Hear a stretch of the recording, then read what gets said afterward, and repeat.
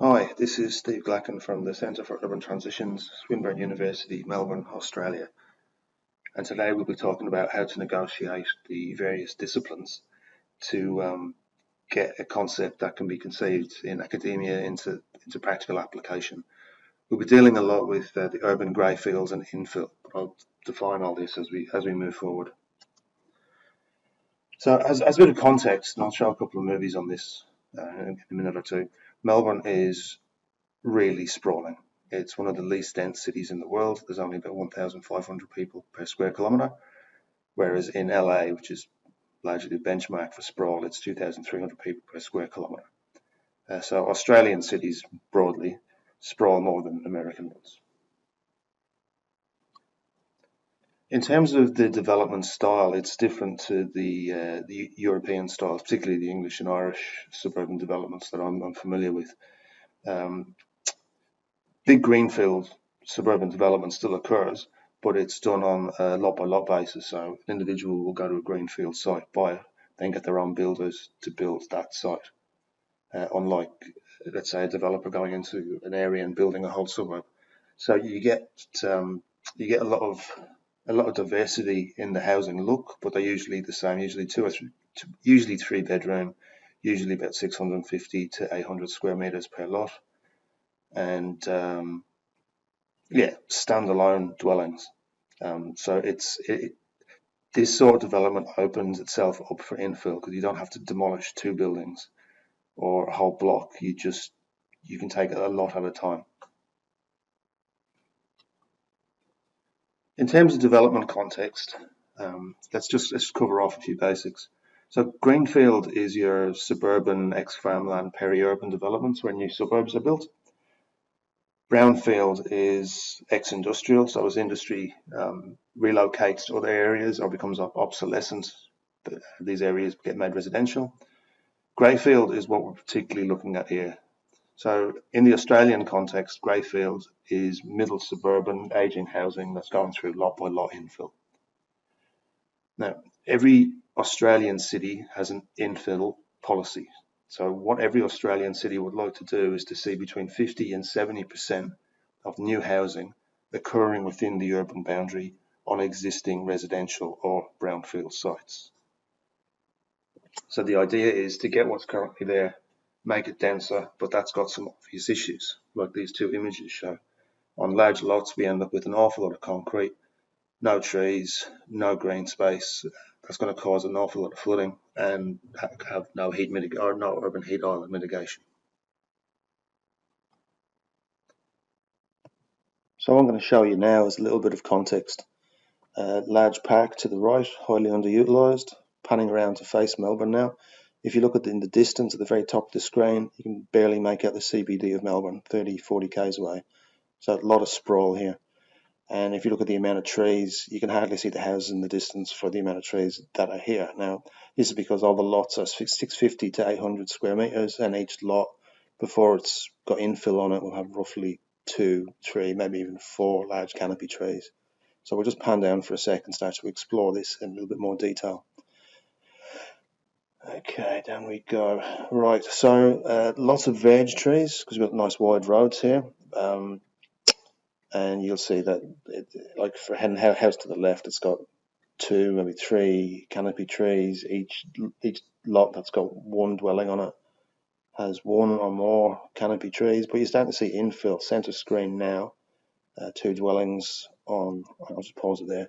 Centre screen now is 2 dwellings on a lot, 3 dwellings on a lot, and the next one a vacant lot. And so if we go to let's take the 4 centre lots. The one on the left of the 2 dwelling infill, it's got let's say about between 3 and 4 canopy trees there, and a lot of open space for flood mitigation and whatnot. That's the open space and the trees on that lot are serving a significant purpose for the area. It gets hot, it floods a lot. We need that amount of open space and the amount of canopy cover. The infill project next to it has 2 dwellings and no canopy trees. And the one to the right of it has 3 dwellings on 1 lot and no canopy trees again. In fact, it's got no trees at all. the lot, the vacant lot to the right, you can see what happens. It's tabula rasa. They just remove all the trees that are there and then go from the ground up. So this is what we consider to be a poor outcome in terms of redevelopment. And this is what it looks like on the ground. Winter, so the trees don't stand out as much. Decent roads, in this case, sometimes huge, very quiet in the distance. Just pause for a sec again. You probably you can see the sort of orangey house right in front of you, and maybe that sort of darker one in the background. But beyond that, in this sort of environment, it's all trees. You can't make out the houses from street level, and that's what gives the area its character. Not going to be like that if we keep going with infill, the way it is anyway. So that was the problem. You get individual lots developed over time. You look at that sort of a virus coming through the built environment. You get one house at a time. You're getting between 2 and 3 times the population in that lot, and there's no additional amenity. So we're going to get more flooding. We're going to get more urban heat islands. There's going to be less amenity available per individual and so forth. So we came up with this project about 10 years ago. My professor did anyway, Peter Newton, called Greening the Greyfields. Started about 8 years ago, 4 stages. Ultimately, it's to promote lot assembly, develop denser housing, but, and this is the kicker, with greater amenity and more profit, and it has to benefit the localities. What we want to see is some sort of community co-benefit that goes along with this. So just to cover that again, we want to see lots amalgamating.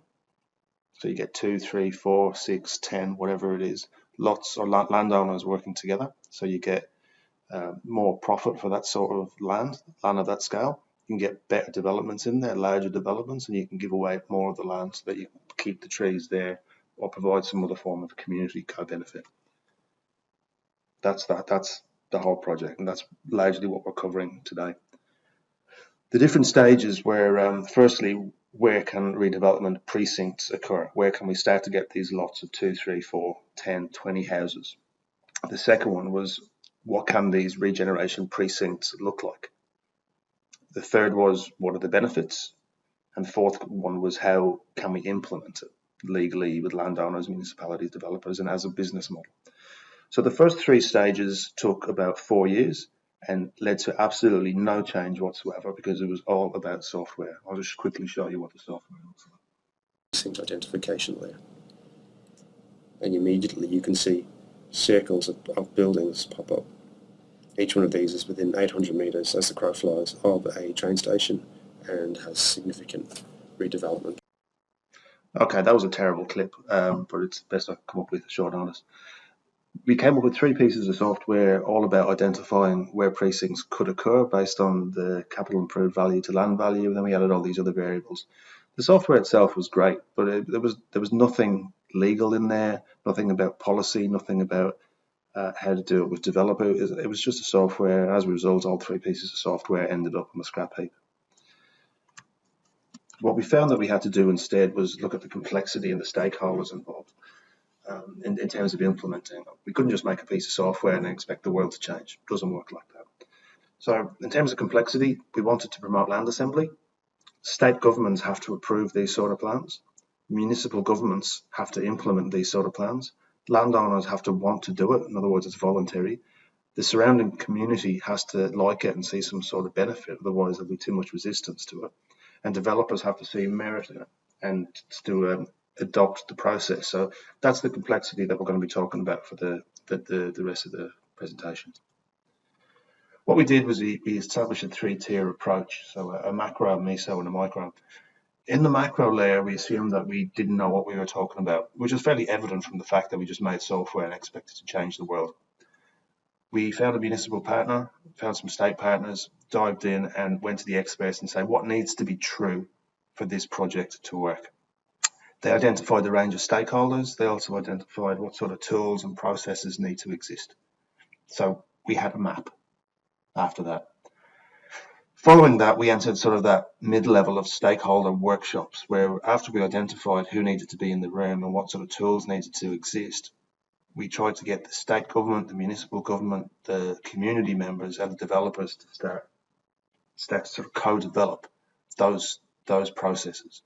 There's going to need to be new statutory tools. What should they look like? There's going to have to be a business model. What should that look like? What will the community support? What will they not support? How about individual landowners? Will there be landowners that don't like 2 and 3 stories? Will there be older people that want to downsize into a smaller place? What will they accept in that locality and what they won't? Then what will the market absorb and what won't it? So that meso layer was where we basically put the guts of the project together and gave it to the individual stakeholders and checked it that way. The micro level was the one-on-one discussions with landowners to try and bring them, socialise them and bring them on board to the project. So the project had to be pitched at them ultimately, but it also needed to exist at a grander scale to allow implementation once they jumped on board. This is largely elaborating on what I just said. So the macro tier identified what tools we needed to go in there. So the project needed to be in state and municipal policy. We needed a new statutory tool. It needed political management and risk mitigation because we didn't want ministers and councillors flipping out and not supporting us at the last minute and then the whole thing falling over. We also had to make sure there was a business model in there, so we had to do feasibilities on all our typology designs and all our precinct designs and all the things we asked the architects to do. They then had to go and test them against the statutes and against the financial feasibility modules that we came up with surveyors, quantity surveyors. And then we had to manage the community expectations. So in the meso tier, they were identified in the macro tier. In the meso tier, we went and built them. So we got into state government and local government policies. We developed precinct plans, housing typologies, and all the evidence base we needed for a zone change. We developed communication strategies with the community and with the municipality and with the state government to make sure that the risks were managed and that the correct information was going out to the people that needed to hear it. We ran all the feasos, as I said, and one of the key things we did was whole of government workshops and whole of community workshops where we got as many diverse people in the room as we could, and we got them to help us build these things. So in terms of outcomes, the whole of government workshops and the whole of community workshops identified a group of areas in Maroondah. This is an overview of a local government area called Maroondah where we were working. And the community and the municipal officers identified that there are certain areas that need more tree cover, they need flood mitigation, they need fire protection. There's some places that have absolutely no public spaces or areas that too much of it is underutilised, etc. That's the image on the right. The image on the left is one of our pilot precincts with the precinct additionality or the community co-benefit built in. This area needed greater walkability and flood mitigation. So we built that in to the precinct, gave it to the engineers to cost it, and then created a payment plan or a development contribution plan based on that. Now, all of this wasn't just from the municipality. This went through a community advisory committee as well. This is probably the bit that interests the architects and designers in the room the most. We got to a stage in the project where we were largely banging our heads against a brick wall because we had no vision. Now, we had a vision in terms of what we wanted to achieve, but we didn't have the dwellings. If you don't have the dwellings or the typologies, you can't do the feasibilities, you can't do the statutory testing. You can't show the visuals to the community to see what they want. So in terms of co-design, these were the artifacts that we represented in our engagements and then iterated on them to be able to come to a successful conclusion, if you like. So rather than walking into a room empty-handed, we went into all of these engagements later on when we needed these designs with the outputs of a group of architects that we hired through the university. And then on the basis of that, we got them to run feasibilities and assessment of statutory regimes, etc. on the back of that. That's an overview of the feasibility assessment on the left, and then some of our housing typologies on the right-hand side. That looks like a 4-lot redevelopment with the walkability as the additionality and underground car parking. It looks like it's got deep route across roughly 40% of the build, allowing for significant amount of canopy tree protection. Now, we had to be able to make sure that whatever we did could be done without us into the future. So what we did was we created a set of playbooks.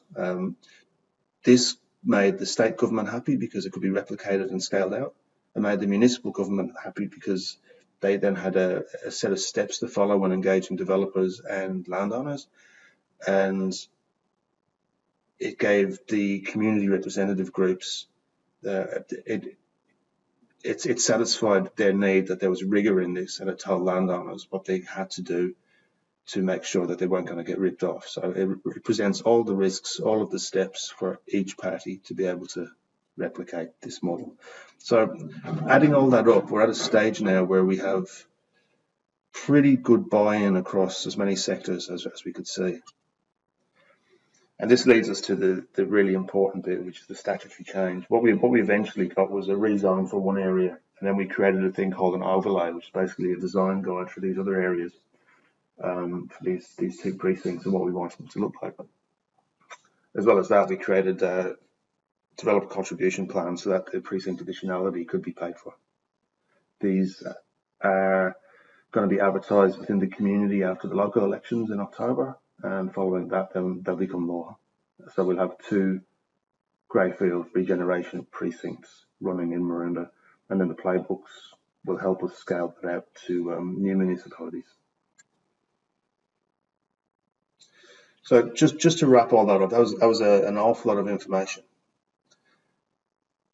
The main point being that to handle complexity, you need to approach it, you need to break it up into bite-sized chunks. And what we found to work after, as I said, bashing our head against a brick wall for a while, is that we had to fess up and say that we didn't really know what we had to do. So at the first stage, asking the real experts, the people who really deliver this stuff, what needs to be true for this to work. The second stage was, okay, now we know what needs to be true. Let's co-design all of these with the relevant stakeholders and then test them with other ones where there's overlap. And the final tier was being able to go to the community with a full process written down so we could legally and ethically go to community. Right, that's the end of the presentation. The questions I usually get asked are, has this actually happened? Well, it is in the process of happening statutorily, but we do have a lot of developers on board. We're getting asked questions by state government and various other regimes about how to implement this in other places. And it's starting to pick up as a business model. The real business model is being implemented by the municipality now, in terms of who pays for what, who pays for the planning, who pays for the development contribution plan development, who pays for all of the background bits and pieces. How do you assess these plans? How close to our design guides do they have to be? But we're working with some experts on that now. Another question usually is, how big is a precinct? In both of our pilot cases, we've had 2 precincts. Each one has 200 houses in it, but there's no way you're going to get 200 landowners agreeing to sell at the same time or to a set of plans. So what we've done is we've created housing typologies across 2, 3, 4, 5, 6 lots, assuming that we can probably get to about 4 or 5 landowners at the same time before communications breaks down. But as this comes on and gets more normalized, maybe we can start to scale up what a sub precinct could be. That was covering an awful lot of ground, and it's probably more complex than it needed to be, or rather more simple than it should have been, given that's supposed to be talking about complexity. So if anyone would like to get in touch with me, email's there, and we have a website. It's www.greyfields.com.au. It has the playbooks on it. It has a lot of steps and who we are and what we can do. So if you'd like to get in touch, please do. And that's it for me.